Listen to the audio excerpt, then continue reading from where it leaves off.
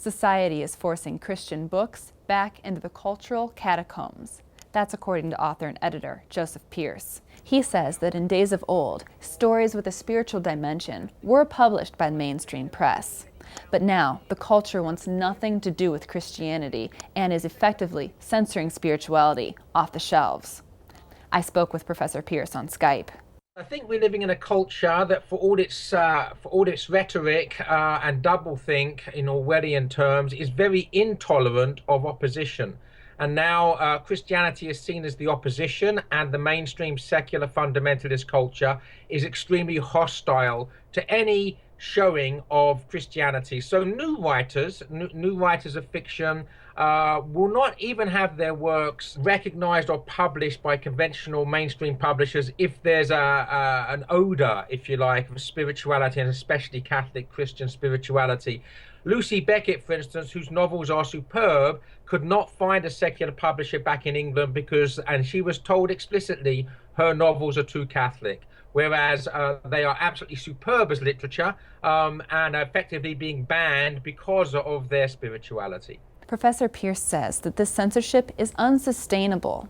The Church has been producing great works of art for thousands of years, so when spirituality is forced out of literature, the society loses.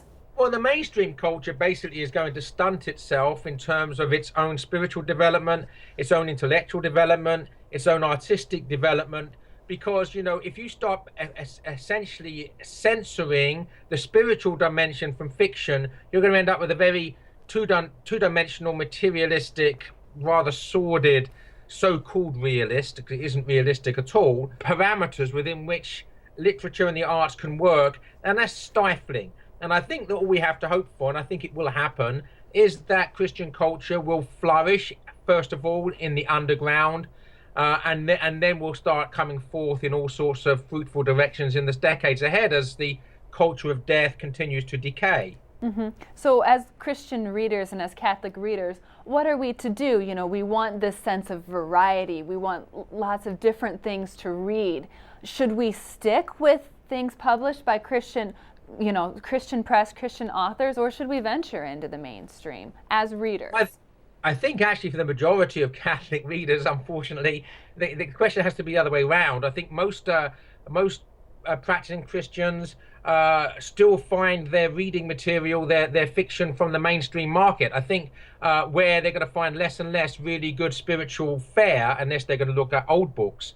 So if they want to read contemporary fiction, I think it's the other way around. I think that Christians have to discover this new wonderful world of contemporary Christian fiction that's being published out there. Because this niche, if we want this niche to be more than a niche, if we want it to become back part of the mainstream, we have to be buying it and encouraging other people to buy it. Professor Pearce says that when his college launched a new award for contemporary Catholic fiction, they were inundated with excellent entries. Reporting for Currents, I'm Katie Breidenbach.